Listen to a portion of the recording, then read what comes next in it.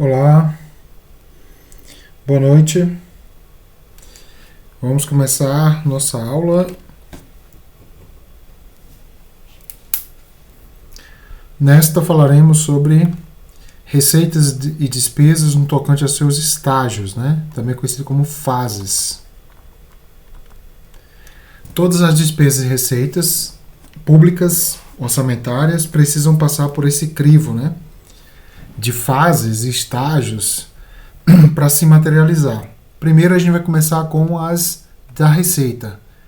A receita ela é conhecida como PELAR. É previsão, lançamento tributário, arrecadação e recolhimento. Duas informações importantes. Existem dois enfoques. O enfoque patrimonial e o enfoque orçamentário. No enfoque orçamentário, previsão e lançamento tributário para fins orçamentários faz parte do planejamento, enquanto a arrecadação passa a ser o primeiro estágio da execução orçamentária. Sob qual legislação? Sob qual norma? A Lei 4.320, de 64, e o direito financeiro, a qual ela coordena. É o regime de caixa, quando eu reconheço uma receita no seu efetivo recebimento, tá? E ela é utilizada muito pela SOF, Secretaria de Orçamento Federal. Esse enfoque, ele só cai em prova de concurso, ele está em desuso nesse momento, tá? Mas cai em prova por conta dessa lei está vigente ainda. Do outro lado, nós vamos ter o enfoque patrimonial, no qual previsão continua sendo estágio do planejamento. Só que o lançamento, ele passa a ser o primeiro estágio da execução. Cuidado! Normalmente ele é conhecido como lançamento tributário? Sim. Mas, se a prova ela for bastante contundente, se o examinador quiser aprofundar bastante, a gente vai ver que o lançamento tributário talvez não seja o lançamento contábil, que é o lançamento patrimonial para a nossa matéria. O lançamento tributário, por enquanto, é considerado como o primeiro estágio da execução. Sob qual enfoque? Enfoque patrimonial. Sobre qual regra? Manual da contabilidade aplicada ao setor público ou direito econômico. É o famoso regime de competência, que é quando reconheço uma receita no seu fato gerador, que é no direito de receber e não quando eu recebo. Aqui é quando eu recebo efetivo, no lado direito. No lado esquerdo é quando há o direito de receber. E é utilizado basicamente pela STN, Secretaria de Tesouro Nacional, que é a secretaria que rege a contabilidade. Beleza, isso aqui é o padrão, só que cuidado, o lançamento contábil pode acontecer por um fato gerador antes do lançamento tributário, mas também pode acontecer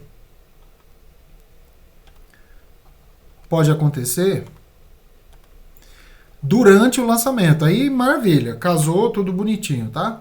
Mas também pode acontecer depois do lançamento tributário. Não é muito comum, mas pode acontecer. Até porque, como o nome já diz, o lançamento tributário, pessoal, só são para tributos. Há a possibilidade de ter lançamentos que não sejam tributários, tá? Então, o lançamento, ele pode acontecer para os tributos e outras receitas que a gente vai ver, tá? Tem algumas exceções, mas basicamente o lançamento contábil ele acontece independentemente do lançamento tributário. Por exemplo, doação em dinheiro. Doação em dinheiro não é lançamento tributário. Ele não é um tributo. Ó, a doação em dinheiro não é um lançamento tributário, porque doação não é tributo, mas ele é lançado contabilmente. Aliás, qualquer receita lançada antecipadamente, tá? Então, atenção, se o lançamento acontecer contábil antes, durante ou depois, o examinador quer dar um enfoque mais patrimonial à pergunta, tá? Se ele quiser perguntar sobre questões orçamentárias, o lançamento tributário ainda existe, mas ele não é considerado o primeiro estágio da receita, da execução da receita, porque o Estado se utiliza nesse enfoque aqui do chamado regime de caixa. Para não errar em prova, nós temos então previsão, lançamento, arrecadação, recolhimento. Lembrando que a previsão não acontece no mesmo ano do lançamento. A ideia é que essa previsão ela se encerre no dia 22/12, que é o último dia de aprovação da Lei Orçamentária Anual de cada exercício financeiro na esfera federal, né? Atenção, nem todas as receitas passam por todos os estágios. Assim como a gente, o Estado ele é um pouquinho mala, né? Ele para receber dinheiro, ele não coloca muita burocracia. Então, se você quiser doar dinheiro, ó, tem aqui a doação. Quer doar dinheiro? Essa doação já entra na arrecadação. Você já vai lá, doa lá na Caixa Econômica e tal, faz uma doação para o Estado, já entra na arrecadação. Essa doação ela não foi prevista, muito menos lançada tributariamente, tá? Tributariamente. Agora, a partir do momento que ela é lançada na arrecadação, ela passa pelo lançamento contábil. Por quê? Porque todas as receitas são lançadas contabilmente, tá? Então, nem todas as receitas passam por todos os estágios, mas todas são lançadas contabilmente. Apenas as receitas tributárias e, segundo a Lei 4.320/64, segundo a Lei 4.320/64, nós temos as contribuições e as patrimoniais que reúnem todos os requisitos para passar por todos os estágios. Então, por exemplo, contribuição de iluminação pública e a patrimonial nós temos o aluguel.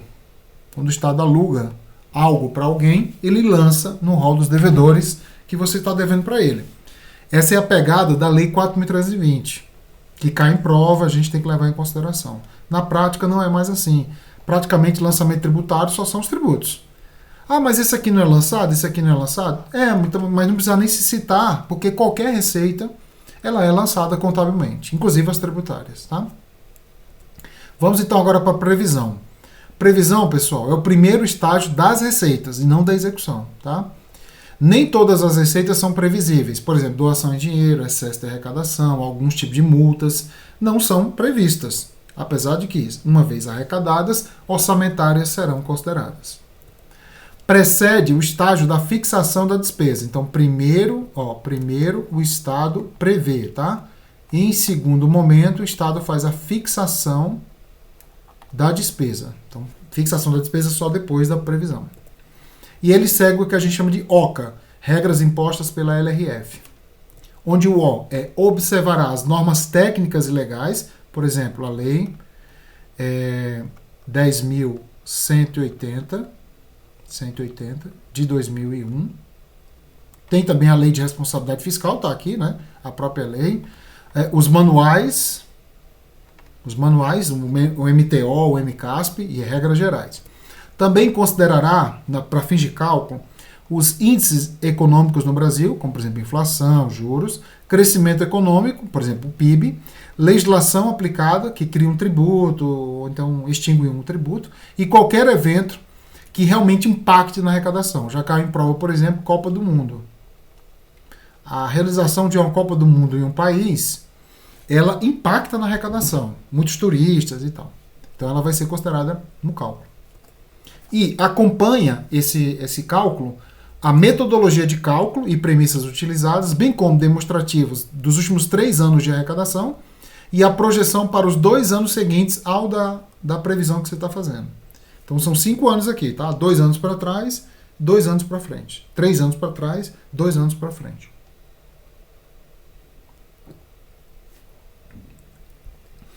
Bom, feita a previsão, essa previsão cai no colo hoje do Ministério do Planejamento, mas também do Ministério da Gestão.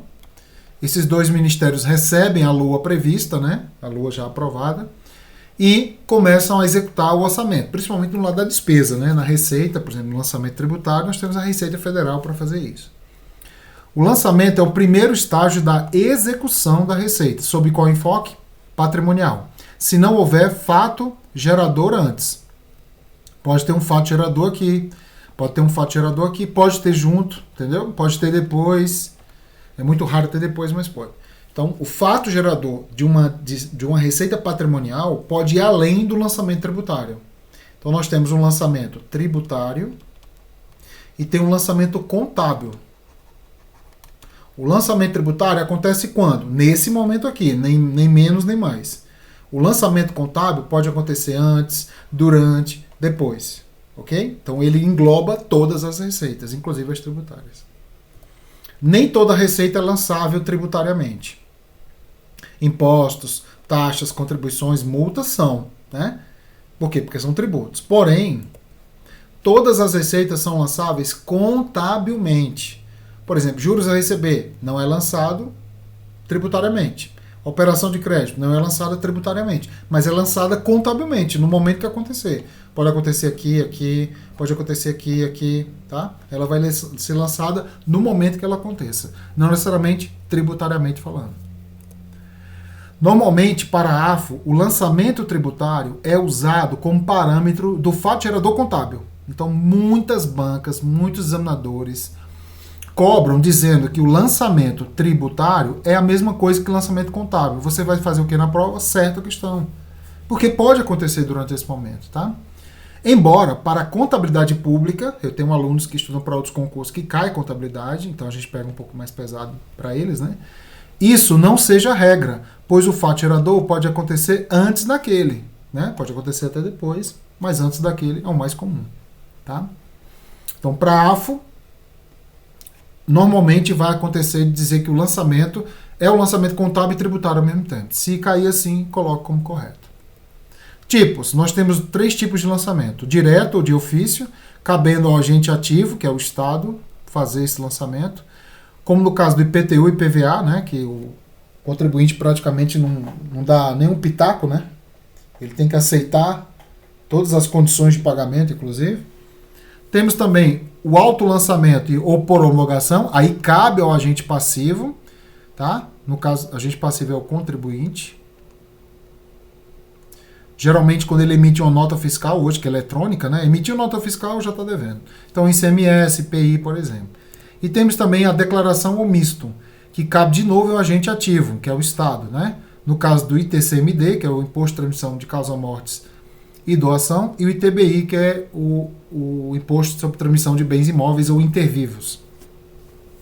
Então, esse tipo de imposto, eu declaro que eu estou recebendo uma herança, por exemplo, e aí, né, o Estado vai lá e homologa não, ele vai lá e afere aquela declaração, né, como fosse atestando, né, num sentido de ato, né, um ato composto, digamos assim, né, para que haja a efetivação do lançamento. Então, toma muito cuidado com o segundo, tá, porque é o único que cabe a você, contribuinte, se auto-lançar no sistema, por isso que é chamado de auto-lançamento. O lançamento tributário, especificando aqui, ó, tributário, somente as receitas tributárias passam por esse estágio. Tributários são as tributárias, né? Segundo a Lei 4.320, impostos diretos e quaisquer outras rendas com vencimento determinado em lei regulamentam o contrato. Aí, nesse caso, não tem um tributo, que é aluguel. Ah, mas isso cai em prova? Cai. Mas na prática, vale? Não vale mais. Essa lei é de 64, pessoal, é muito distante. Ela não representa mais a realidade. Então, para a sua prova, todos os tributos passam pelo lançamento. Os aluguéis podem passar por um lançamento, mas não tributário. Passam pelo lançamento normal contábil, tá? Bom, segundo o CTN, o Código Tributário Nacional, lançamento tributário é um procedimento administrativo vinculado, né, feito pela Receita Federal do Brasil na esfera federal e as secretarias de Fazenda, geralmente chamadas de Cefaz, né, que pode existir nos estados, municípios e DF. Verifica a ocorrência de um fato gerador da obrigação correspondente do contribuinte para que haja o pagamento. Por exemplo, ele comprou um carro, já tem um fato gerador para pagar o IPVA. Determina a matéria tributável, né, se é imposto, taxa, contribuição, multa. Calcula o montante do tributo devido, baseado principalmente em alíquotas e bases de cálculos, né, sempre analisando as renúncias. Porque se tiver alguma renúncia, eu faço a conta, né, da alíquota com a base de cálculo, mas aí eu faço a dedução das renúncias que acontecem. Identifica o sujeito passivo, né, que é você, contribuinte, que é a pessoa física ou jurídica, e, sendo o caso, propõe a aplicação da penalidade. Já caiu em prova aqui, se eu não me engano, no STJ, que não havia a possibilidade de aplicar penas durante o lançamento, tá, tributário. Falso. Pode acontecer, e aqui normalmente a gente chama de multa, né? A multa é uma penalidade, é uma sanção dada para você que não pagou algo em dia. Bom, já o lançamento contábil, todas as receitas passam pelo lançamento. Inclusive qualquer enfoque, seja enfoque orçamentário, enfoque patrimonial, todas elas são lançadas. Inclusive as extra-orçamentárias. Tá? Ainda que sejam por questões de compensação. Ainda que seja por compensação, elas serão lançadas. Agora, pelo regime de caixa, eu vou reconhecer uma receita pela arrecadação dela, fazendo um débito na conta ativo, né, na conta caixa, e um crédito na conta de resultado, variação patrimonial aumentativa, normalmente quando é um imposto, né, e receitas análogas, ou um crédito na conta ativo, quando for venda de bens imóveis, né, imobilizado, então nesse caso aqui seria uma venda, está entrando o dinheiro, né, débito na conta caixa, mas está saindo um ativo, porque eu estou vendendo um ativo, né, ou crédito no passivo, né? Quando eu fizer um empréstimo a pagar. Quando eu registrar empréstimos a pagar. Quando eu faço um empréstimo, eu credito na conta passivo e debito na conta caixa o valor. Isso no regime de caixa. Olha o que acontece no regime de competência, que é quando eu reconheço algo no fato gerador e não quando tem a entrada efetiva de dinheiro. Olha aí, ó. Haverá um débito, olha aí, ó, débito sempre vai ter, né? Na conta do ativo, sim, na conta do ativo. Só que não mais no caixa, né? Porque eu estou reconhecendo algo no direito de receber. Isso aqui é um direito. Então vai ser em direito a receber ou realizável a curto ou longo prazo. Por exemplo, longo prazo vai ser dívida ativa, por exemplo. A dívida ativa, geralmente, a regra geral é que ela será reconhecida em ativos de longo prazo, tá? Realizável a curto prazo seria, por exemplo, IPVA. Você tem que pagar esse ano e Zé Fini, né? Então, o débito será numa conta do ativo também, só que não mais no caixa. Viu a diferença? Aqui é caixa, que é dinheiro vivo. Aqui é na conta direito a receber. Eu não recebi ainda. E vai ter sempre um crédito, né? Para quem não é da modalidade de contabilidade, toda vez que você debitar, você tem que creditar, tá? E vice-versa. Isso é o princípio das partidas dobradas. Vai ser uma conta de resultado, né? Uma variação patrimonial aumentativa, no caso do imposto, se for um imposto. Ou vai ser na conta ativa, se você vendeu imóvel, né? Você vendeu o imóvel, mas tem o direito de receber ainda. Você não recebeu o dinheiro, tá?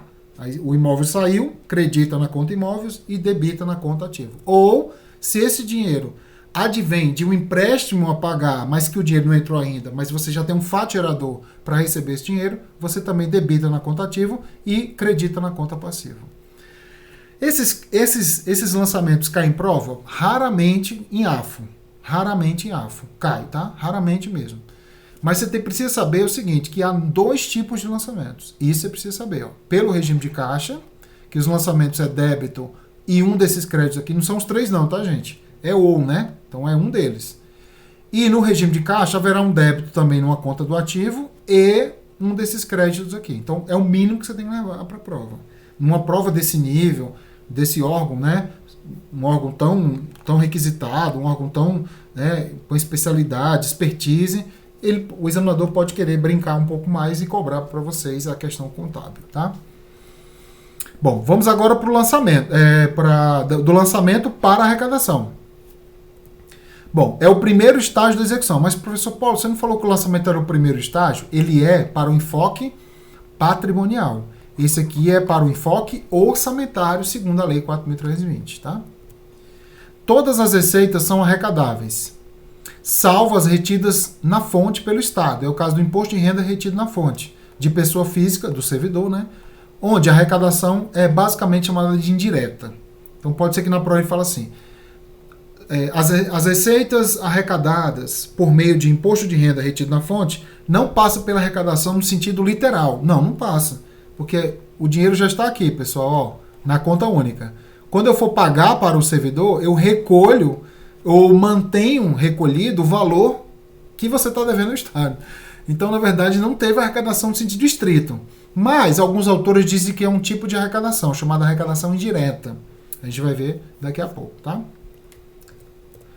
O que é arrecadação? É a quitação das receitas públicas realizada pelos contribuintes, né, os tributos, as multas tributárias, ou cidadãos comuns, que é só as outras receitas, né, aluguéis, juros, aos agentes arrecadadores ou instituições financeiras credenciadas pelo Banco Central do Brasil.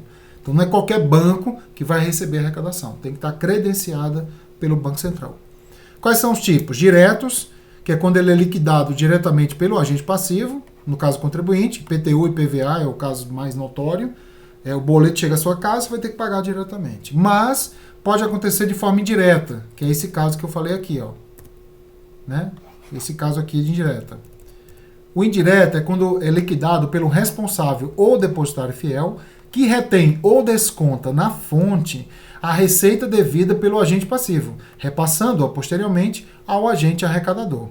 Exemplo, IOF. Quando você faz uma operação financeira, o que o banco faz? Retém o IOF dessa operação e depois repassa ao Estado. Isso é uma arrecadação indireta, porque não é você diretamente pagando, é o banco, mas por uma operação que você fez. Imposto de renda retido na fonte, é o caso dos donos de fábricas, por exemplo, que retém o imposto de renda pago aos contribuintes, e o INSS, que é o próprio Estado que faz isso. É onde aparece lá aquele caso anterior.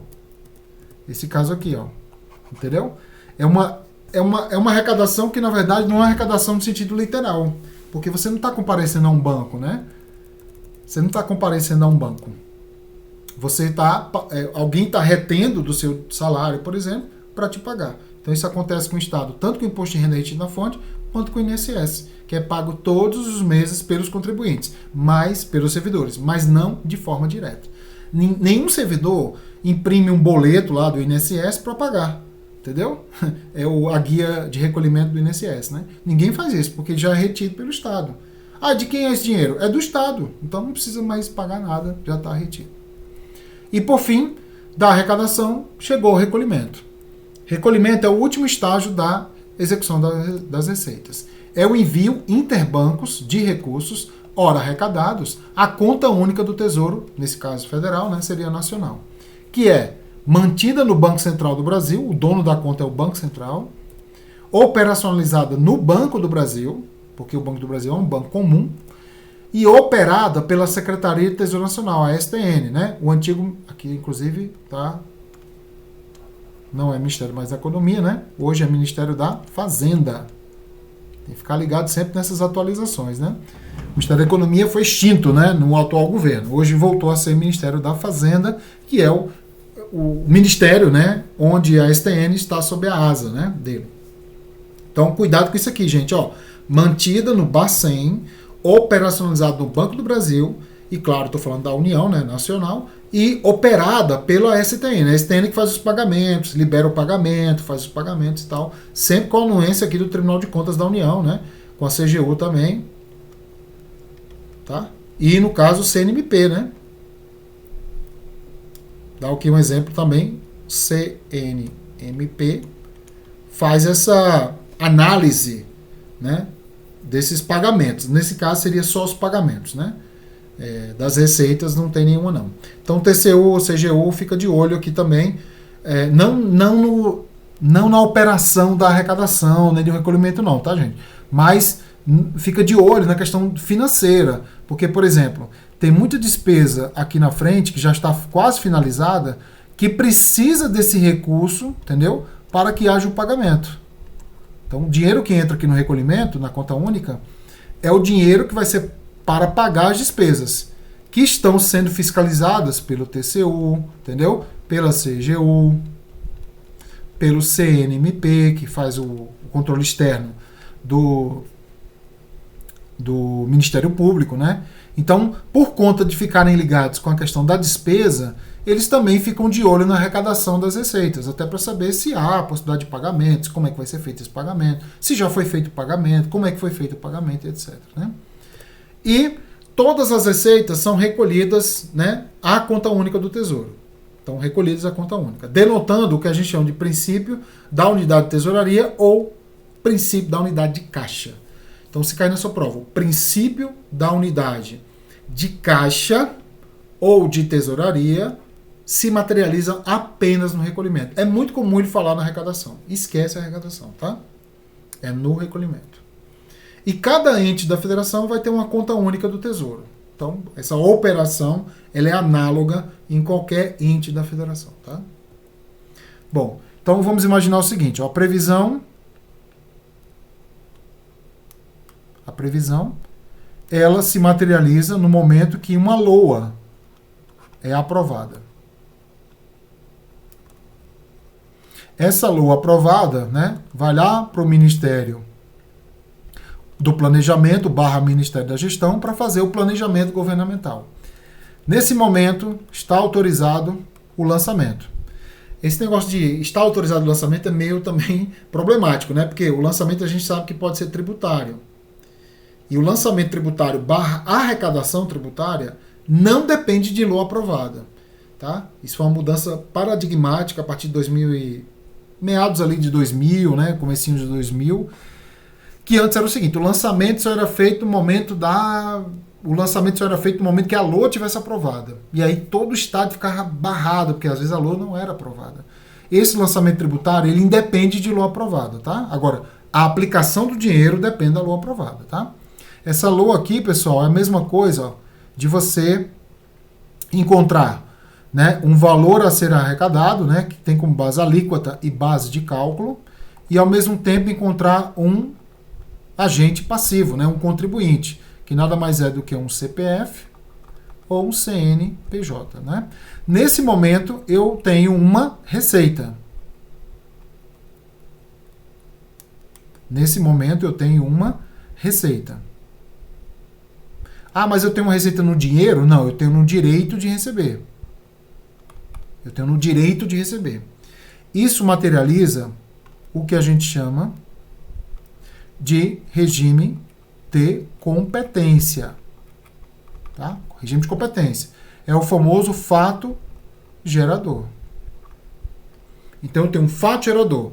Ah, mas fato gerador pode acontecer antes? Pode. Pode acontecer durante, que é o que a gente está dando exemplo? Sim. Pode acontecer depois? Pode. Mas eu acho que na prova de AFO em si, não de contabilidade, ele vai dizer que acontece durante o lançamento tributário, casando com o lançamento contábil, tá? Beleza. Esse contribuinte aqui, pessoal, ó, esse contribuinte vai comparecer a um banco credenciado do Banco Central do Brasil. Para quê? Para materializar a arrecadação. Pagou, pagou. Né? Em regra só vai ser dinheiro, né? Não tem o que fazer. Nesse momento, o Estado também reconhece, ó, uma receita. Reconhece uma receita. Mas agora no dinheiro vivo. Agora no dinheiro. Não mais no direito, tá? É no dinheiro vivo. Ah, então o que é que eu faço? Vou ter 2 lançamentos na contabilidade? Não, não, não. Não pode ter 2 lançamentos. Ó. Então o que é que eu vou fazer? Vou pegar esse direito, tá? Que está sendo substituído literalmente pelo dinheiro. Então é substituição. Então eu vou fazer o que com esse direito aqui? Ó? Eu vou dar baixa nele. Entendeu? Para que eu reconheça o dinheiro, entendeu? Que vai ser contabilizado. Esse movimento de saída do direito para o reconhecimento do dinheiro, a gente chama de fato permutativo. Então, se eu te perguntar na prova, o que é um fato permutativo?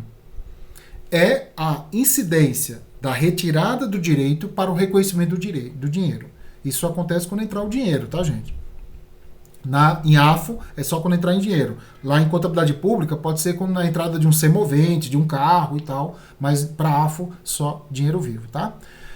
Bom, outra coisa importante, ó, toda vez que houver o lançamento, principalmente tributário, que são receitas muito impositivas, pode acontecer de ter uma diferença entre o valor lançado e o valor arrecadado. Vamos imaginar que foi lançado 10 e foi arrecadado 8, tá? Essa diferença aqui, ó, de R$2,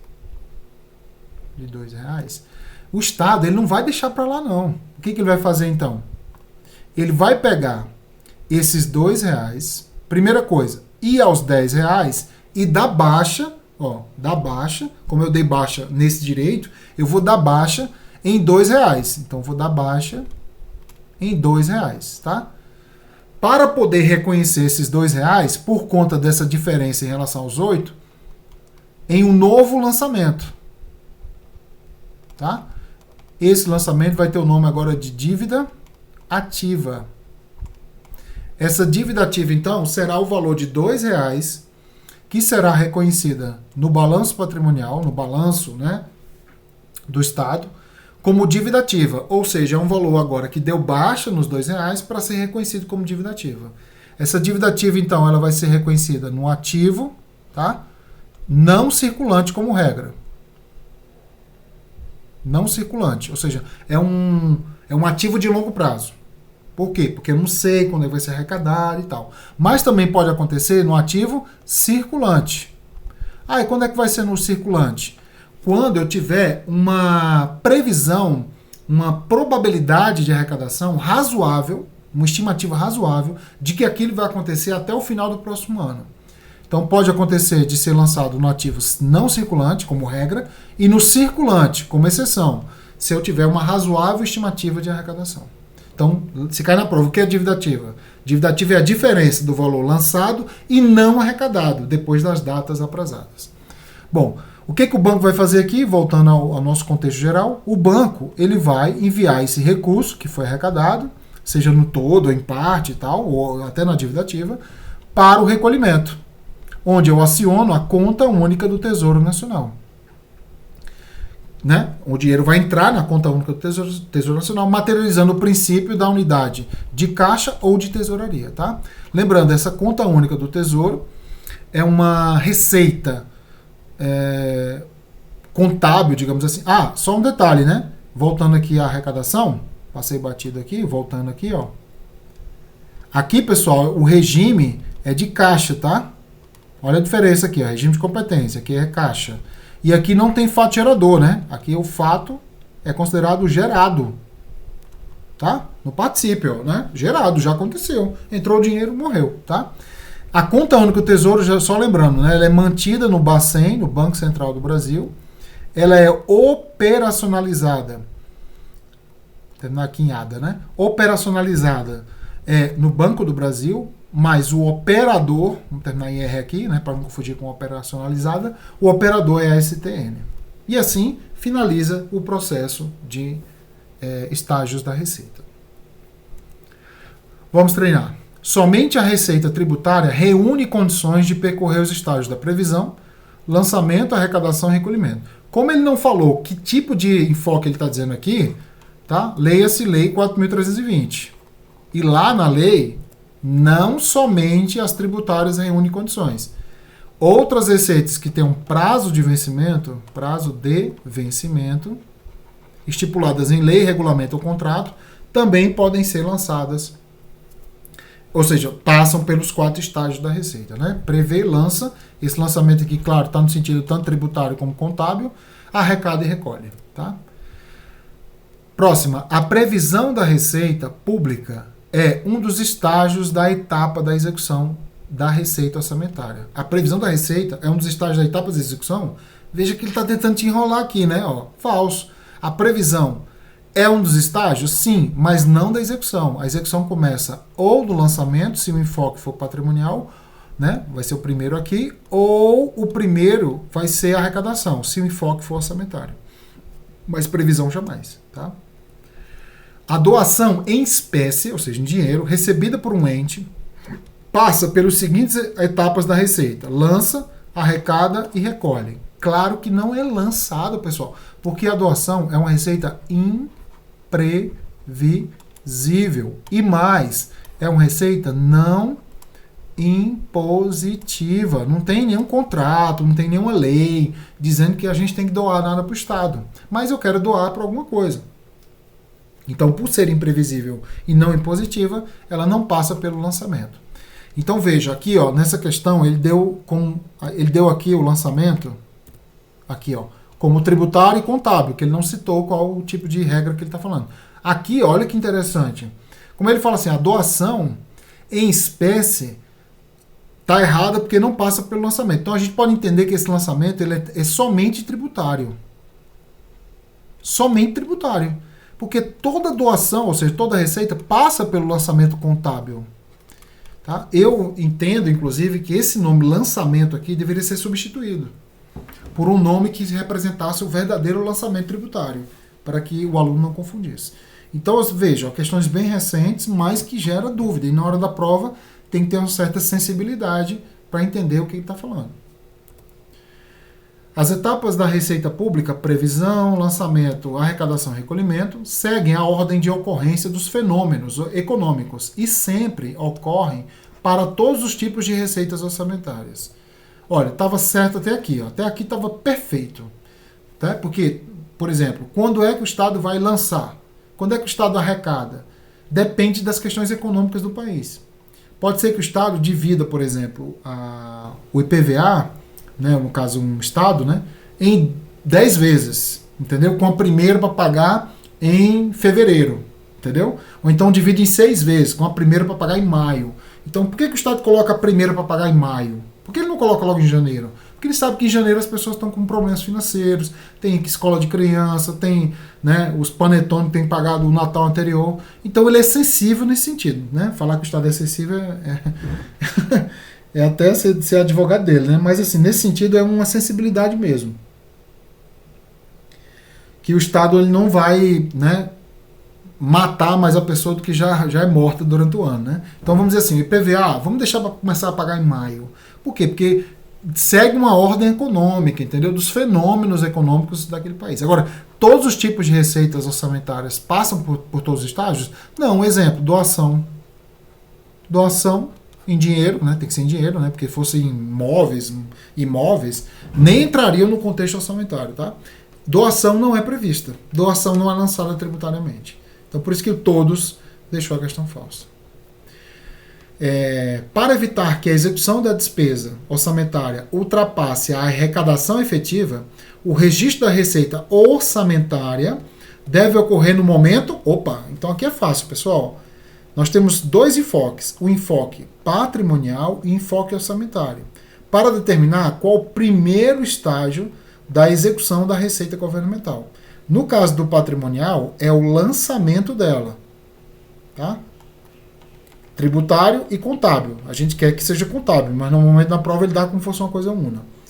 E o orçamentário é quando eu arrecado, quando tem a arrecadação do valor. Nesse momento, como é que eu sei então se é um ou outro? Simples, ele te deu aqui a dica no comando. Ó. Ele falou sobre o enfoque orçamentário, uma receita orçamentária, sobre o enfoque orçamentário, sobre a Lei 4.320, sobre o direito financeiro. Então, a resposta correta só pode ser a arrecadação. Veja que o lançamento está aqui, ó, do ladinho, ó. Né? Se eu trocasse aqui orçamentário por patrimonial, fatiador, MCASP, aí seria letra C. Mas, como ele falou, orçamentário, letra D. Na fase de recolhimento, o contribuinte entrega ao poder público a arrecadação a este que é devida. No caso, poder público, por meio de um banco. Né? Mas o dinheiro é do banco? Não, ele é um depositário fiel. Então, o dinheiro é público no momento da arrecadação. Então, a resposta está errada, porque a entrega do valor ao poder público, entendeu? O contribuinte entrega ao poder público a receita, essa entrega ela é conhecida como arrecadação, tá? Por quê? Porque no contexto normal seria assim, ó, contribuintes no Brasil, que são milhões, né? Arrecadam valor para bancos, que são dezenas, que por sua vez recolhe a conta única do Tesouro Nacional, que é uma. Tá vendo? Milhões, dezenas, Inclusive já caiu em prova que o sistema de receita governamental era um sistema centralizado. Centralizado. Os alunos tudo, né, caem nos cabelos na prova, né? Tá certo, é centralizado por quê? Porque milhões enviam para dezenas que enviam para né? A gente aprendeu isso na administração de que quando milhões enviam para dezenas que enviam para ou seja, só tem aqui, né? Existe uma pirâmide, milhões aqui enviam para dezenas e enviam para há um sistema centralizado, há uma centralização de poder na questão das receitas. Só lembrando que na despesa não é o contrário, né? É descentralizado. Começa com dinheiro na conta única para depois sair para o contribuinte. O recolhimento consiste na transferência dos valores arrecadados ao Tesouro, falou em Tesouro, né? O famoso Kiko. Quem já assistiu aí Chaves sabe, né? Que o Kiko é o tesouro da Dona Florinda, né? Então, quando os recursos são recolhidos ao Kiko, ao Tesouro, o ente federativo responsável, de modo que seja observado o princípio da unidade de caixa. Opa, aqui está correto. Então, quando transferir o dinheiro interbancos da conta do banco para a conta única do Kiko, né, do Tesouro, vamos ter aí o recolhimento. Questão correta. Próxima. Aqui ele deu 3, né, essa figurinha aqui é só para ilustrar o processo, né? Aqui ele deu 3 informações, são 3 julgamentos. Vamos lá direto ao assunto. O princípio da unidade de tesouraria está relacionado à etapa da arrecadação. De novo, falou esse princípio, falou recolhimento. Entendeu? Já terceira questão que a gente faz igual. A etapa que precede a fixação é a previsão da receita. E está dizendo que a previsão então vem antes. Está correto. Entendeu? Uma doação em espécie é uma receita sem lançamento. De novo, prova de um TRE, entendeu? Analista, recente, e ele não determina que lançamento é esse. Porque doação passa pelo lançamento contábil, sim. Entendeu? Passa pelo lançamento contábil. Entendo eu que o comando da questão deu uma ajudada aqui, que ele fala assim, receita orçamentária. Opa, se ele fala orçamentária, o enfoque é orçamentário, entendeu? E aí o lançamento passa a ser um mero estágio do planejamento. Mas mesmo assim, não é legal ele falar assim, não passa pelo lançamento. Mas que lançamento é esse que ele não passa? Se for o lançamento tributário, realmente está correta a questão. Mas se eu falar em lançamento contábil, não. Mas, como eu falei para você, há uma tendência que em AFO ele diga que o lançamento contábil acontece durante o lançamento tributário. Entendeu? Então, nesse caso, há uma tendência, né? Que nesse caso não houve, né? Porque se ele falar que essa tendência existe aqui, estaria errada a questão. Mas a questão foi dada como correta, então provavelmente esse lançamento que ele está falando aqui é o lançamento tributário. Ok? Então só a primeira está errada, a resposta certa é a letra D. Ok? Bom, agora falaremos dos estágios da despesa governamental. Então, acabamos de falar do estágio da receita, né? Da despesa, nós temos o FELP. FELP é fixação, empenho, liquidação e pagamento. Pessoal, nós temos mais outros estágios aqui, ó. Nós temos mais 3 aqui, entendeu? Entre o empenho e o pagamento aqui, ó, nós temos mais estágios, aqui inclusive 2. Tem mais um estágio aqui chamado de controle, que normalmente não cai em prova. Então, assim, o estágio da despesa ele é muito maior. Só que eu recomendo você se apegar a esses 4, tá? Nós temos também 2 enfoques, o orçamentário e o patrimonial. No orçamentário, a fixação é o planejamento. E o empenho é o primeiro estágio da execução. Para a Lei 4.320, regime de competência, cuidado, não é regime de caixa aqui, tá? É um fato gerador, é um dever de pagar iuris tantum, ou seja, é um dever de pagar relativo, ele não é absoluto, tá?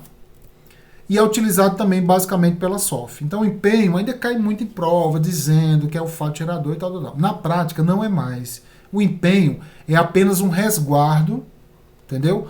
De um valor que se encontra na LOA. O empenho, então, vai fazer o quê? Ele vai lá na LOA, resguarda esse valor, entendeu? Penhora, porque empenho vem da palavra penhor, né? Ele vai penhorar o valor e trazer para o empenho. Eu vou retirar da LOA, entendeu? Segundo o enfoque patrimonial, a fixação continua sendo o estágio do planejamento. Só que agora a liquidação passa a ser o primeiro estágio da execução.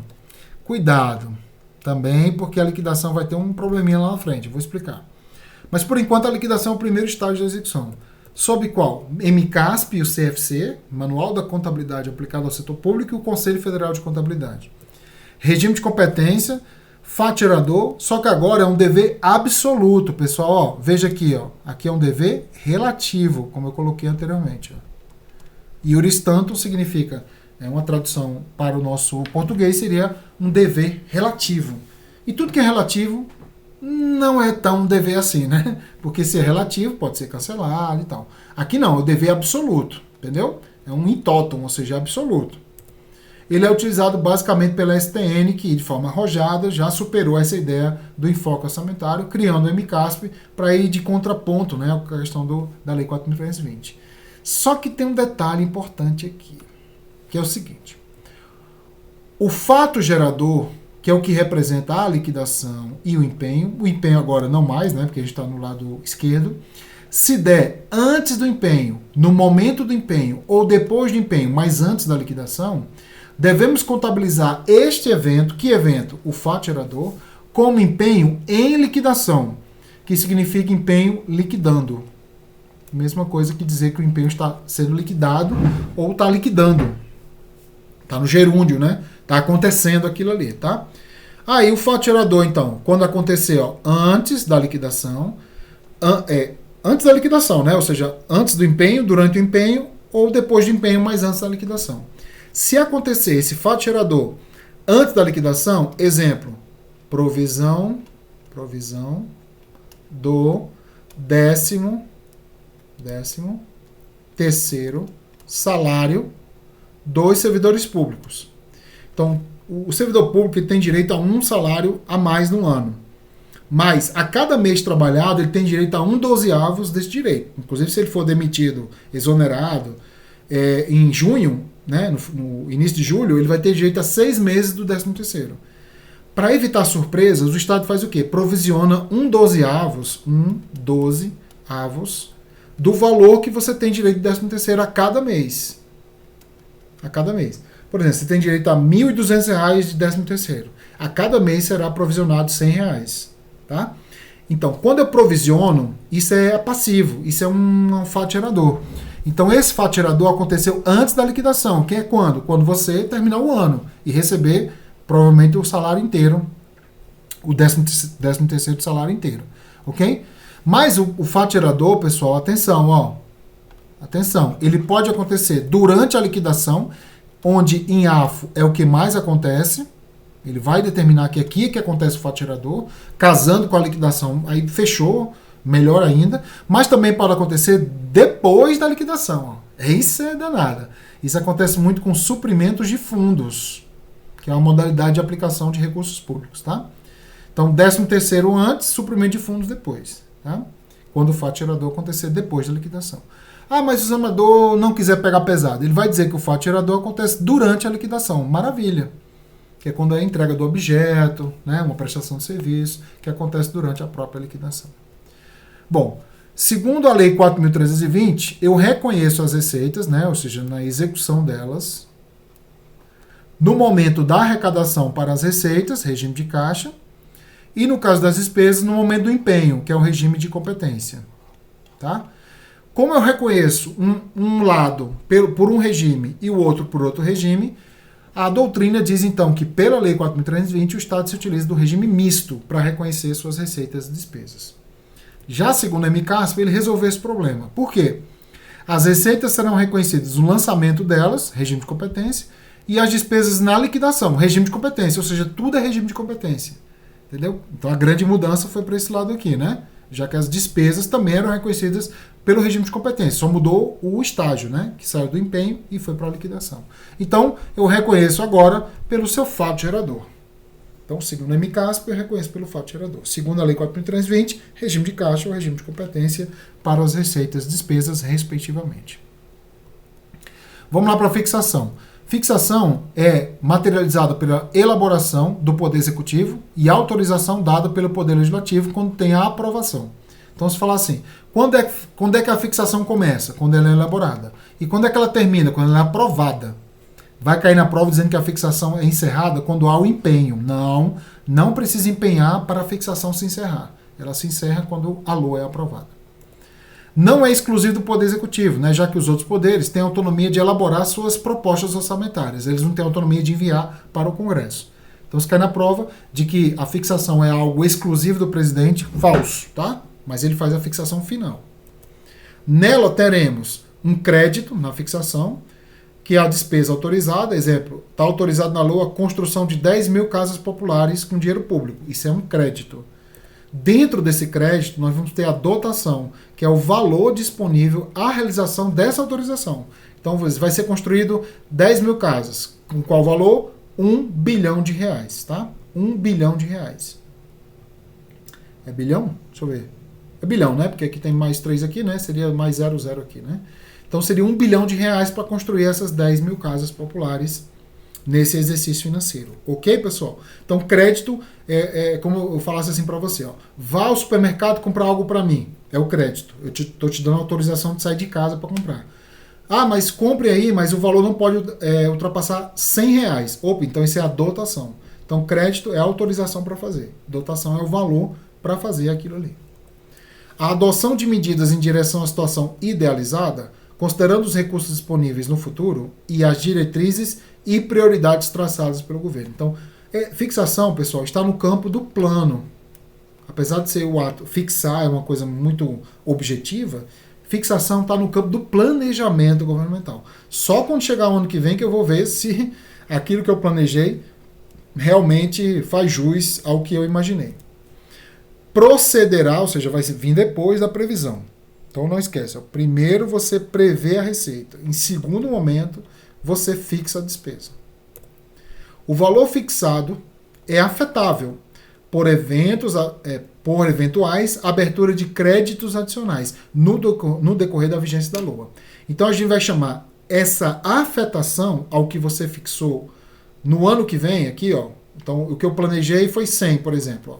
Aí de repente eu abri um crédito adicional e aumentou a despesa para 120. Então isso aqui é a previsão, a fixação da despesa, e isso aqui é a chamada dotação atualizada, no caso mais R$20. Então se cai na sua prova assim, ó, o nome dado à afetação da fixação da despesa para sua remodelação no ano que vem é chamado de dotação atualizada. Correto? Está no MCASP 2022. E nem todas as despesas orçamentárias são fixáveis, como as de créditos adicionais. Justamente o crédito adicional, justamente por conta da dotação atualizada. Então, despesas aprovadas à conta de créditos adicionais são orçamentárias, pessoal? Sim, são. Mas se são orçamentárias, constam previamente na LOA, então são fixáveis? Não. Porque se fossem, não seriam créditos adicionais. Tá? Então, uma coisa é ser orçamentária, outra coisa é constar na LOA. E, por fim, apenas as despesas orçamentárias estão sob a égide da fixação. Ele está querendo dizer o seguinte, as despesas extra orçamentárias não são fixáveis.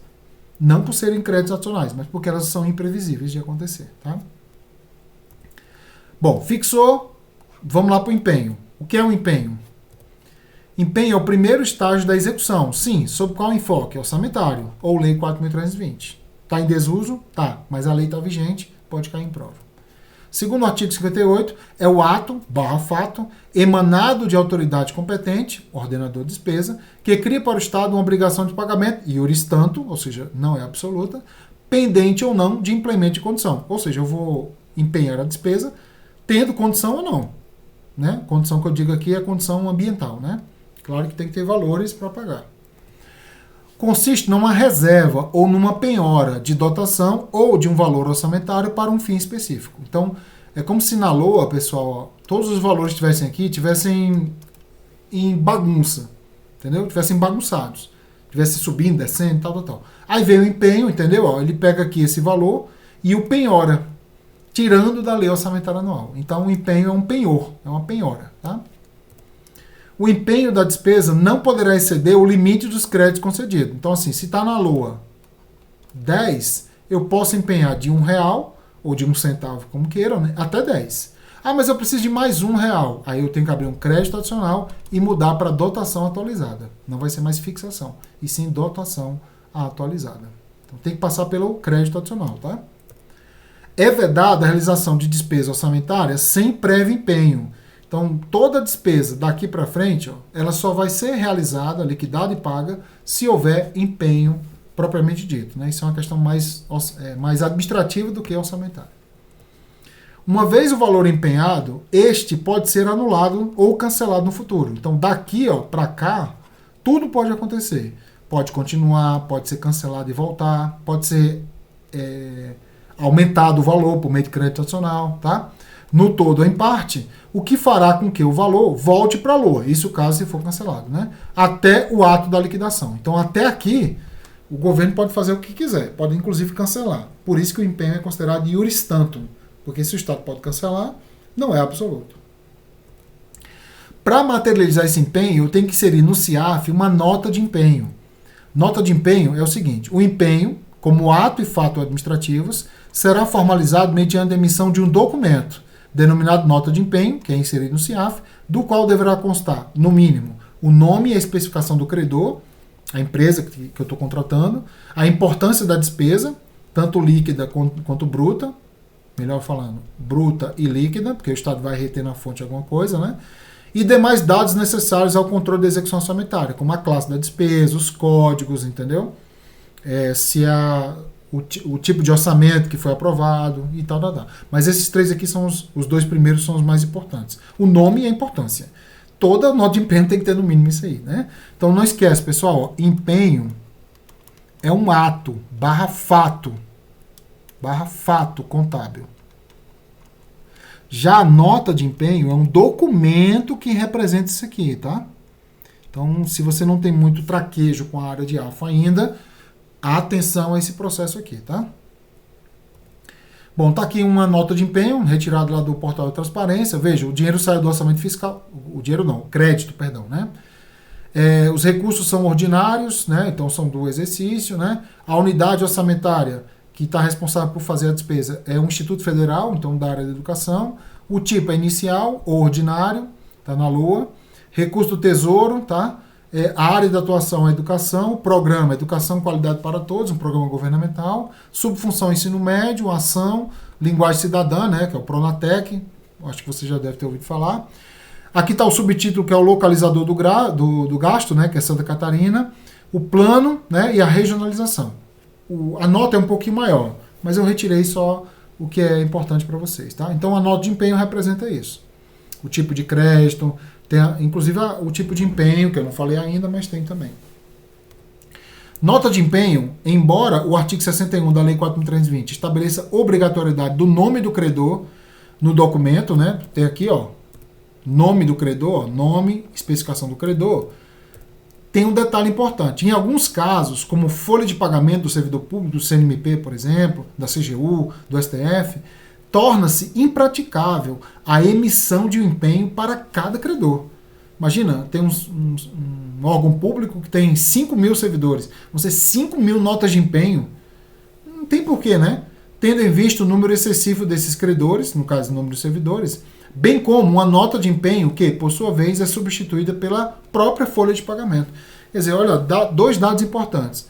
Em alguns casos, não haverá empenho / nota de empenho para cada nome de credor, tá?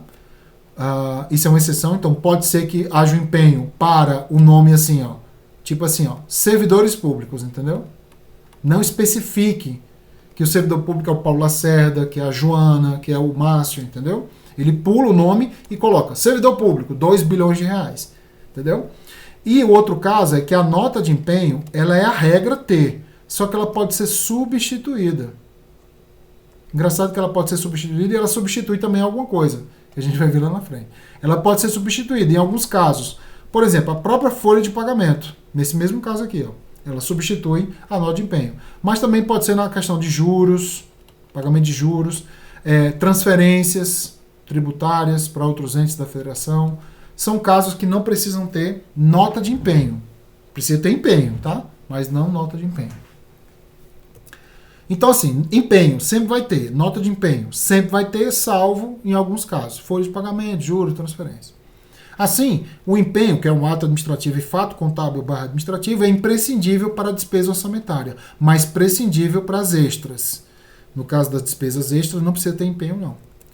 Nota de empenho, que é o documento que representa o empenho no CIAF, é prescindível para algumas despesas orçamentárias e para todas as despesas extras, já que a despesa extra não precisa de empenho, não precisa ter nota. Tá? Então, nota de empenho é dispensável. Já caiu em prova assim, nota de empenho é dispensável. Só isso. Sim, é dispensável. Né? Em alguns casos. A não ser que ele diga assim, é dispensável em todos os casos. Não. Porque é a exceção que é dispensável. Tá? A regra é ter nota de empenho. A nota de empenho substitui o contrato administrativo. Tá? O artigo 95 da nova lei de licitação fala assim, determina que o instrumento de contrato é obrigatório. Então, assinar um contrato depois da licitação. Salvo quando a gestão possa substituí-lo por outro instrumento hábil, como carta-contrato, autorização de compra ou ordem de execução de serviço ou nota de empenho. A nota de empenho está... Eu copiei o que está lá, inclusive no sentido mesmo. Tá? Então, nota de empenho substitui. Mas em que casos? Ó? Na dispensa de licitação, em razão do valores inferiores a 100 mil reais para obras e serviços de engenharia e conserto de veículos e 50 mil reais, abaixo no caso, né, para compra de serviço geral, conforme reza o artigo 75, inciso 1 e 2. E na dispensa de licitação, em razão da entrega, né? Então, em razão de valor, pode acontecer. Em razão de entrega. Entrega de quê? Compras com entrega imediata e integral dos bens adquiridos e dos quais não resultam em obrigações futuras, inclusive quanto à assistência técnica, independentemente do seu valor. Então, no segundo caso, não depende de valor, pode ser 200 mil, 300 mil, desde que haja entrega imediata de todo objeto e pagamento integral. Então, nesse caso, não precisa ter contrato. Basta a nota de empenho substitui o contrato. Claro que existe um bom senso, tá, gente? A legislação fala, inclusive quanto à assistência técnica, independente do valor. Aí o cara faz um contrato lá de 10 bilhões de reais. Pô, aí é sacanagem. Ah, mas eu vou pagar de uma vez só. Não, mas mesmo assim, é melhor assinar um contrato, tá? Lembrando que essa substituição ela é discricionária. Se quiser ter o contrato, vai ter o contrato, tá? Espécie de nota de empenho ou do empenho mesmo, né? Nós temos o ORA. ORA é originário, reforço e anulação. Percebam que reforço e anulação estão um pouquinho mais para frente. Por quê? Primeiro sempre é originário. Depois é que vai ter o reforço ou anulação, ou não, né? Então imagina aqui, nós temos a LOA, tá? E a LOA, ela tem um crédito. A LOA, ela tem um crédito aqui, ó. Tá? Quando esse crédito é empenhado, eu retiro da LOA, né, ao empenho dele, o nome desse empenho tem que ser originário, também conhecido como inicial. Algumas bancas chamam de inicial.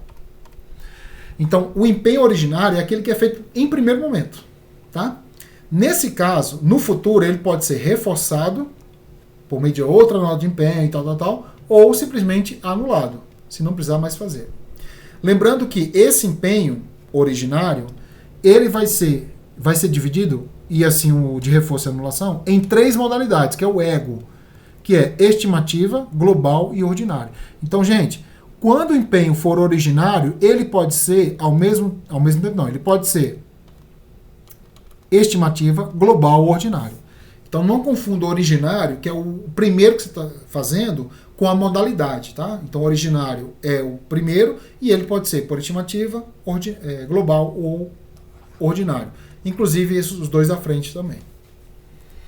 Bom, Paulo, como é que eu consigo identificar que aquele empenho, ele é por estimativa, global ou ordinário? Você vai se fazer duas perguntas na prova. O valor a pagar no futuro é previamente conhecido? Se não for, é por estimativa. Se sim for, será global ou ordinário. A outra pergunta é, ele aceita pagamento parcelado? Cuidado, não é o empenho que é parcelado, tá, gente? É o pagamento futuro. No por estimativa, sim, ele aceita. No global, sim, ele aceita. No ordinário, não. O pagamento é pronto pagamento. Exemplos. Combustíveis, internet e energia é por estimativa. Tá? Ah, mas a internet eu posso fazer um plano específico para pagar todo mês certinho e tal. Bom, a gente sabe que internet, bem que você pagando certinho, né, você pode consumir um pouquinho a mais e tal. Então, a internet ainda é considerada uma coisa por estimativa, tá?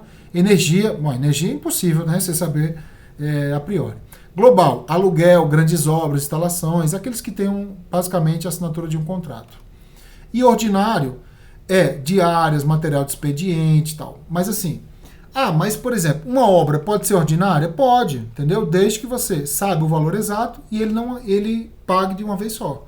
Entendeu? Então você não pode decorar os exemplos, você tem que entender esses dois casos aqui, tá?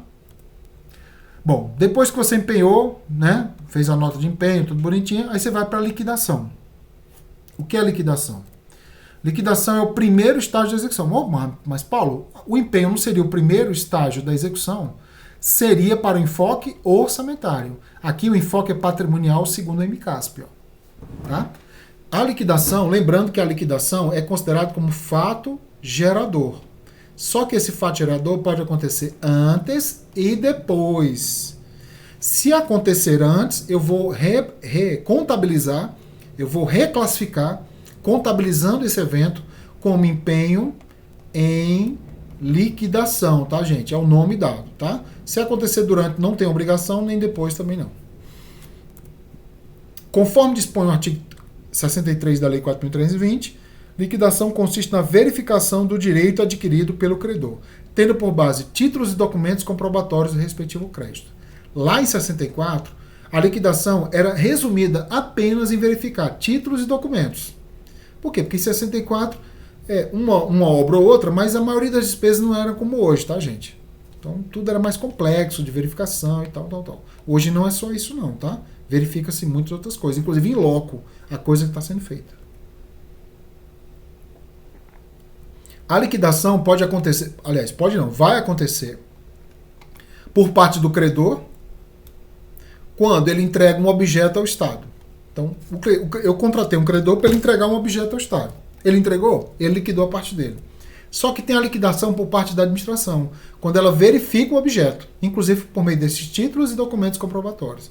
Mas também, por exemplo, em loco. Né? Os auditores do TCU, CGU, têm a obrigação de, dependendo da situação e da obra, do objeto, em loco, entendeu? Verificar o que está sendo feito. Então, quer dizer, não é só título e documento hoje. Ele vai verificar em loco, fazer cálculos, entendeu? Inclusive matemáticos, estatísticos, para saber se aquilo condiz com o que foi contratado. O credor liquidou a parte dele e a administração pública liquidou a parte dela. A gente diz então que o fato gerador se materializou numa conta patrimonial e numa conta de resultado que pode se dar antes da liquidação, né? Que é o empenho em liquidação. É o caso da provisão do 13º salário. A gente chama de empenho e liquidação. Essa contabilização é obrigatória. Durante a liquidação, que é o mais comum cair em prova, se cair, beleza, tá? Aí o empenho e liquidação ele se torna facultativo, porque você já liquidou, né? Não tem por que você fazer isso em liquidação. É o caso de uma prestação de serviço de jardinagem, né? De conserto de computadores e tal. E depois da liquidação, tá? No caso da prestação de contas, do suprimento de fundos. Que é um caso bem atípico cair em prova. Se cair, o examinador quer derrubar muita gente aqui, tá? Então, antes e depois é muito incomum nas provas de AFO, tá? Ele vai dizer mais que é durante a liquidação. Se disser, tá correto, tá? Para AFO é o mais comum, inclusive. Em ambos os casos, haverá reconhecimento de um passivo e de uma conta de resultado, que é uma despesa contábil, variação patrimonial diminutiva. Então, haverá um passivo, que é um crédito, tá? E uma conta de resultado de despesa é um débito. Eu vou debitar na conta da despesa.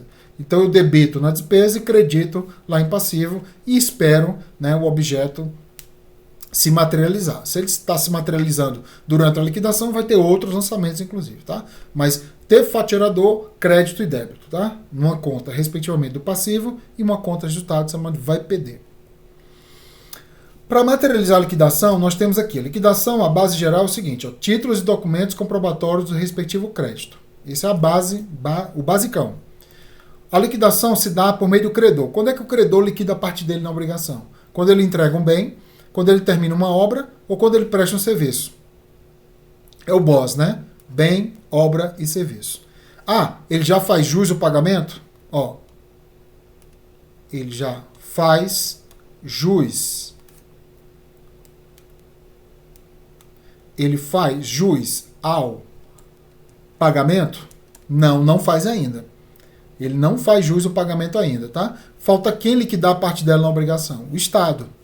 E quando é que o Estado liquida a parte dele? Quando ele verifica esse bem, essa obra, esse serviço, entendeu? Que é o direito adquirido pelo credor. Ele vai apurar e vai ter como base específica, respectivamente, a origem do objeto, a importância a pagar e a quem se deve pagar. Lembrando que essa importância é a parte bruta e a parte líquida, né? Porque o Estado já sabe que vai reter na fonte alguma coisa, tá? E quem se deve pagar, né? Se é uma empresa, se é uma pessoa física e tal.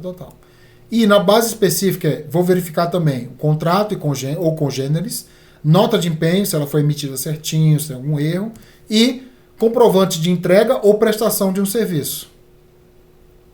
Tá? Nesse caso aqui, esses comprovantes, em tese, é só para entrega ou entrega de um objeto, né? de um bem ou a prestação do serviço. Nesse momento aqui, ó, vamos dizer o seguinte, ó, tá tudo ok? Tá. Aí sim, ó, faz jus ao pagamento, entendeu? Então é só no momento que o Estado verifica que ele faz jus ao pagamento. Claro que eu preciso que o credor entregue alguma coisa, né? Mas não é nesse momento que ele tem o direito de receber. Então faz jus ao pagamento, somente o direito de receber quando o Estado verifica. Verificou, vai ser lançado no CIAF um documento chamado nota de lançamento. Cuidado se cair nota de liquidação. Nota de liquidação não existe, tá? É nota de lançamento mesmo, que é o documento que materializa a liquidação no CIAF. Então, assim como o empenho tem um documento, a liquidação também tem um documento que o representa.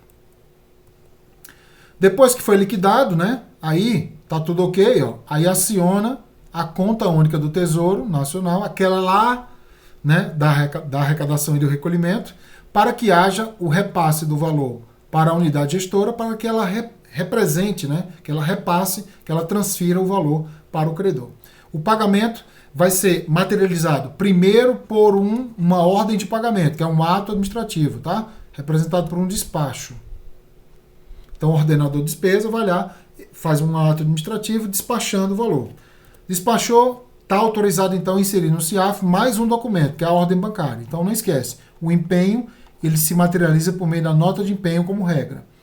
A liquidação se materializa com a nota de lançamento e não de liquidação. E o pagamento ele se materializa com a ordem bancária. Cada evento, tá? O empenho, liquidação e pagamento, ele vai ter um documento inserido no CIAF. Tá? No caso da nota de empenho, ela pode ser substituída por outra nota, né? Outro documento, mas vai ter sempre um documento que represente. E aí o envio do recurso será para o credor por transferência, que é mais comum, cheque nominal e espécie. Né? Cheque nominal está em desuso, né? Em espécie, provavelmente por meio de suplemento de fundos. Esse dinheiro vai ser em espécie para a pessoa. A regra é transferência bancária, né? O famoso intrépido e maroto PIX. Tá? É o famoso PIX. Só que não é PIX não, tá, gente? É uma transferência mesmo, DOC, TED, para a pessoa. Bom, os estágios da despesa, então, eu faço o seguinte. Ó, nós temos aqui a fixação. Fixação materializa por meio de uma LOA aprovada, né? Onde contém créditos / dotação. Tá? Esse valor vai lá para o Ministério do Planejamento / Ministério da Gestão, que por sua vez descentraliza o valor para a unidade gestora. Essa unidade gestora é responsável pela licitação. Atenção, a licitação acontece antes do empenho, tá? Antes do empenho. Ele está aqui um pouquinho aqui no ano passado, mas geralmente é no ano que vem mesmo, tá? A unidade gestora, então, faz o empenho, retirando do valor da LOA o crédito. Nesse momento, eu vou ter uma despesa.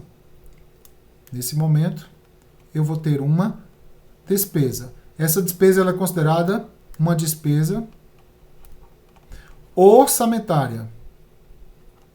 Por quê? Porque mexe com créditos, né? Então, isso aqui é um faturador, iuris tantum, ou seja, relativo, tá? E eu estou mexendo com créditos, né, na LOA, tá? Bom, nesse momento, fecho um contrato com a pessoa, esse contrato aciona um credor, tá? Esse credor entrega para o Estado o famoso BOS, né, que é bem, obras ou serviços. Esse BOS entra numa unidade gestora, que por sua vez liquida a parte dela na obrigação. Liquidando a parte dela na obrigação, materializa uma nova despesa, chamada despesa patrimonial. Por quê? Porque nesse momento tem um fato gerador, só que agora absoluto. Não tem aqui, pessoal, pode ser ex tunc, retroagir, cancelando. Daqui, ó, dançou, só pode ser ex nunc. Só pode ser daqui para frente. E aí eu estou mexendo com ativos, tá? Ativos e passivos e seus respectivos contas de resultado. Então, ativos e passivos, tá? Bom, liquidou, tá tudo ok, tá? Aciona de novo o Ministério do Planejamento, aciona o Ministério da Fazenda, porque antigamente era tudo Ministério da Economia, né? Agora mudou, tá tudo separado, né? O Ministério da Fazenda aciona a conta única do Tesouro Nacional, que por sua vez repassa o valor para a unidade gestora, que é responsável pelo pagamento. Nesse momento do pagamento eu tenho uma nova despesa, só que é uma mera despesa financeira. Ela não entra nem nos anais patrimoniais, digamos assim, né? Patrimonial já foi lançado na liquidação. A despesa financeira não é fato gerador, pessoal, é um fato gerado, né? Está no particípio, né? O fato gerador já aconteceu, ele é o fim do fato gerador, né? Digamos assim, né? E ele é um mero desembolso de valor, né? Que vai ser enviado para o credor. Finalizando, então, a despesa orçamentária. Tudo bem? Só que tem um detalhe, ó.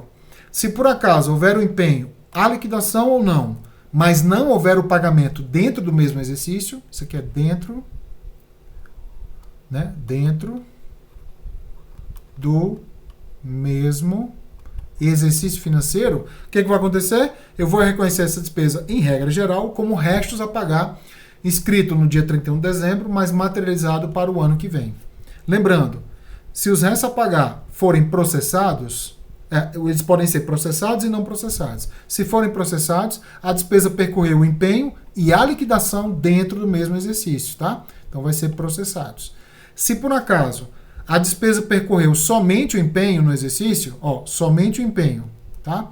O que pode acontecer? Duas situações aqui. Primeiro, cancelar, porque se a despesa percorreu só o empenho, não percorreu a liquidação. Nesse caso, não pode nem ter pagamento mesmo. Ou, se houver algum tipo de condição que imponha que o Estado escreva, ele vai reconhecer como restos a pagar não processados. Só que tem um detalhe, esse restos a pagar não processados, né, só o não processados, ele só vai ser reconhecido até o valor que tiver em caixa, tá, gente? Por exemplo, eu empenhei 100, tá? Aí não liquidei, e obviamente não posso pagar, porque só posso pagar algo liquidado. Não paguei nada, né? Aí chegou no final do ano, 31/12. No dia 31/12 eu vou olhar o que tem em caixa. Se eu tiver em caixa apenas 90, aí eu tenho que fazer o quê? Já cancelar 10 aqui, entendeu? E inscrever em restos a pagar não processados, só 90, que é o valor que eu tenho em caixa. Isso materializa o princípio do equilíbrio da Lei de Responsabilidade Fiscal. Isso só acontece no não processados, tá, gente? Porque o processado, a despesa está liquidada, então não tem como cancelar nada. Eu tenho que pagar o valor que ele liquidou. Tá? Então só acontece no não processados. Bora treinar? O processo de fixação da despesa é concluído no pagamento, que somente pode ser efetuado após sua regular liquidação. Isso aqui está correto, tá? Só pode pagar o que foi liquidado. Mas o começo está errado. É mais comum que ele diga assim, a fixação, né, se encerra temporalmente no empenho. Aquele que zoar com a cara do candidato, da candidata, né? Porque foi lá no pagamento, que é a última etapa. Aí vacilou, né? Mas é mais comum ele falar assim, a fixação se encerra quando eu empenho. Porque o empenho é o próximo estágio, né? Então tá errado. A fixação se materializa. Tá aqui, ó. Já escrevi aqui. É concluída a fixação com autorização dada pelo Poder Legislativo por meio da Lei Orçamentária Anual, ressalvadas sempre as eventuais aberturas de créditos adicionais. Então eu posso estender assim, ó. O empenho, a fixação da despesa, ela se encerra como regra geral, no momento que a LOA é aprovada. Aprovou, encerrou a fixação. Mas o empenho vai acontecer ano que vem. Whatever, tá? Agora, em exceção, não é quando a LOA é aprovada, e sim quando os créditos adicionais são aprovados. Que vai acontecer no ano que vem. Mas sempre antes do empenho, tá? Nunca durante o empenho. O processo de fixação da despesa é concluído com, mais uma questão dizendo, quando é que ele é concluído? Ele é concluído com a autorização do Poder Legislativo por meio da LOA, ressalvadas as eventuais aberturas de créditos adicionais no decorrer do exercício. Então, tá vendo aqui, a letra D, com a emissão do empenho, entendeu? Com a liquidação. Então é muito comum ele falar empenho, tá? Muito comum ele falar, encerra com empenho. Não é com empenho.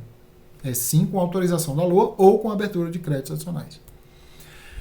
No caso do Poder Legislativo ter aprovado a LOA antes do início do exercício financeiro, que é o que deveria ser o normal, né? Isso aqui é o normal. Nenhum dos estágios da despesa pública terá sido executado até o momento da fixação da despesa. Certíssimo, né? Porque se a LOA está aprovada, a fixação da despesa foi a única que aconteceu. Ou seja, nenhum dos estágios da despesa terá sido executado. Porque fixação não é execução. Então, se eu falo executado, a fixação é irrelevante. Ela não precisa nem ser citada. Entendeu? A não ser que ele diga que está participando da execução. Aí estaria errado. Então, muito boa essa questão aqui. O empenho da despesa é um instrumento de utilização de créditos. Na prova ele troca por recursos. Falso. Recurso seria o pagamento, né? E, de acordo com a natureza e finalidade, pode ser classificado em empenho ordinário, certo? Por estimativa e global. Ok. O empenho é o ego, né? O empenho ordinário é destinado a atender despesa cujo valor não se possa determinar previamente, de base não homogênea, ou seja, de base bagunçada, né? Base não homogênea, eu costumo dizer que a base é bagunçada. Bagunçada. Por quê? Porque, por exemplo, luz, né? Energia. No mês 1, tu gastou 10. Aí no mês 2, tu viajou. Aí tu gastou 2, entendeu?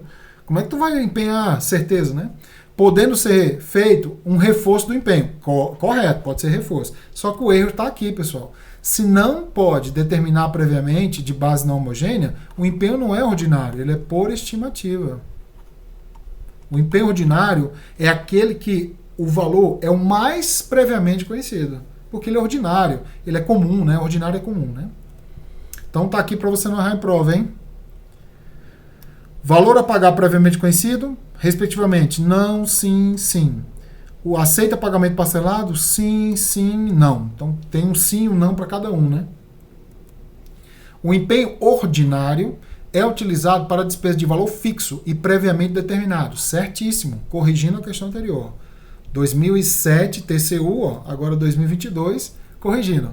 Já o empenho por estimativa, ou empenho estimativo, aplica-se a despesa cujo montante não se pode determinar previamente, mas seja de pagamento parcelado. Certo ou errado? Certo, né? Ele falou que era só essas características, né? Certa questão.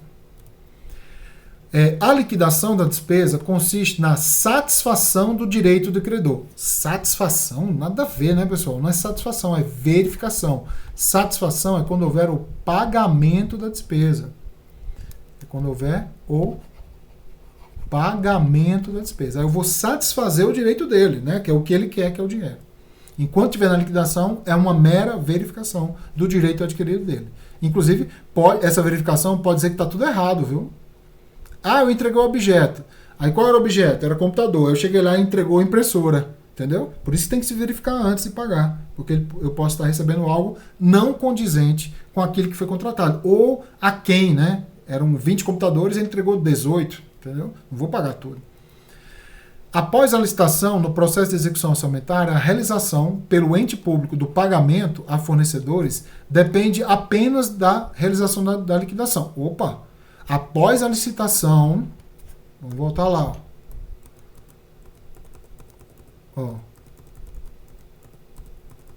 Ó, licitação, depois vem empenho e liquidação, né? Então, após a licitação, ele está dizendo que basta estar liquidado e pago. Não, não, não.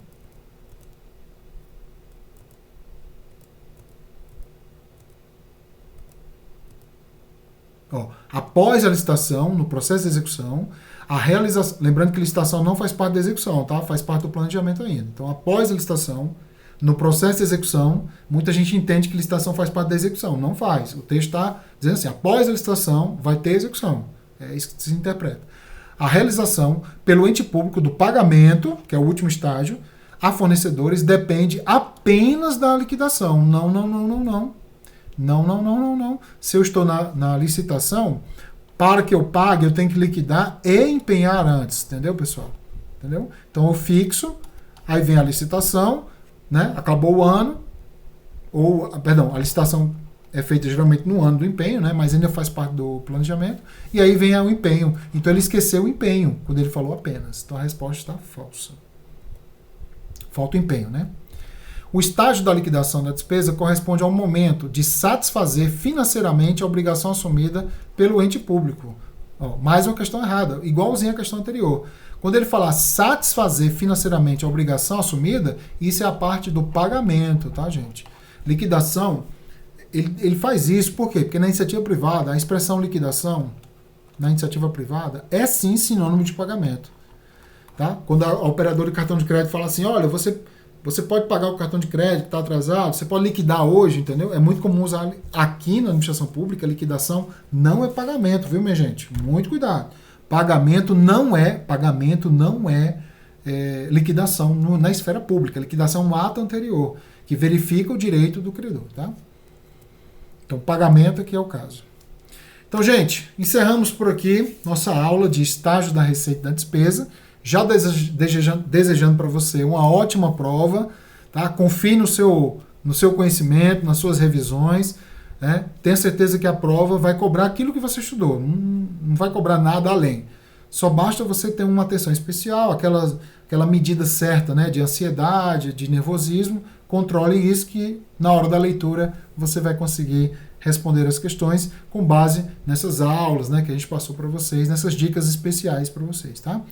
Mais uma vez, desejo uma ótima prova para todos. Conte comigo aí para o que der e vier, tá? Nos nossos vídeos, nossas aulas, nossas dicas, nas nossas redes sociais também. Fique à vontade para nos seguir e acompanhar, né, nessa empreitada para concurso público. Beleza, pessoal? Então encerramos por aqui. Bons estudos a todos e até a próxima.